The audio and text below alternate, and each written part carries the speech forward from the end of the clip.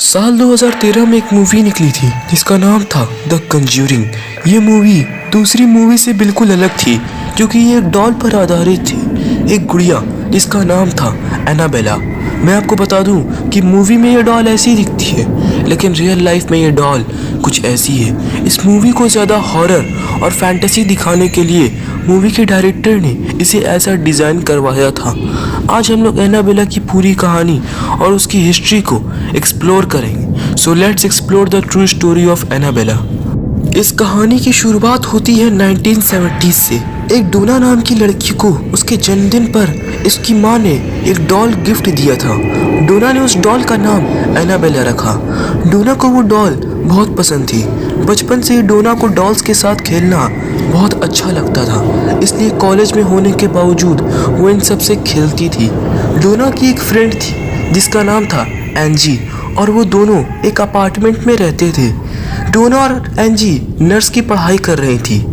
एक महीने बाद डोना और एंजी ने ये फील किया कि एनाबेला अपनी पोजीशन चेंज कर रही है। मतलब जब वो डॉल को अपने पहले कमरे में रख कर जाती थी तो वो उसे दूसरे कमरे में मिलती थी।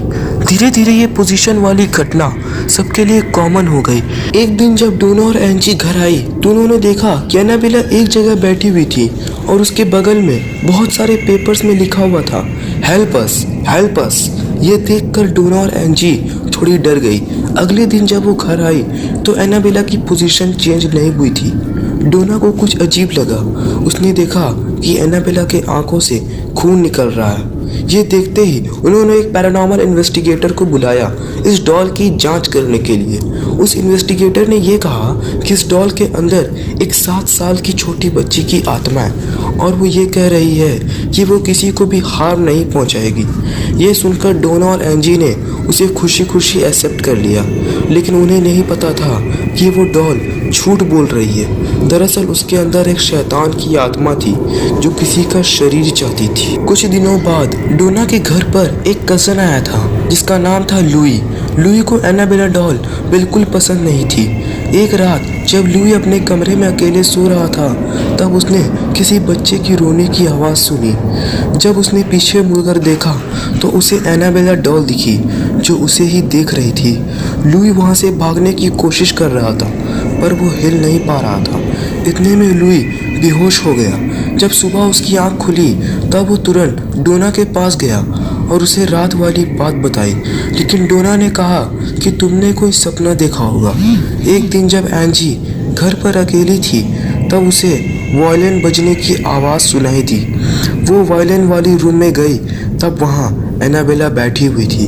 ऐसी ही अजीब अजीब चीज़ें होने लगी थी उस घर में। ऐसे हादसों के बाद डोना और एंजी ने एक बहुत बड़े फादर जिनका नाम था फादर को उन्हें कांटेक्ट किया और इन्वेस्टिगेशन पे ये पता चला कि एनाबेला का इंटेंशन प्यार पाना नहीं बल्कि दूसरों के शरीर पर कब्जा करना था। डोना ने हेट और वारेन को वो डॉल सौंप दिया। घर जाते वक्त हेट ने उस डॉल को अपने कार के बैक सीट में रख दिया।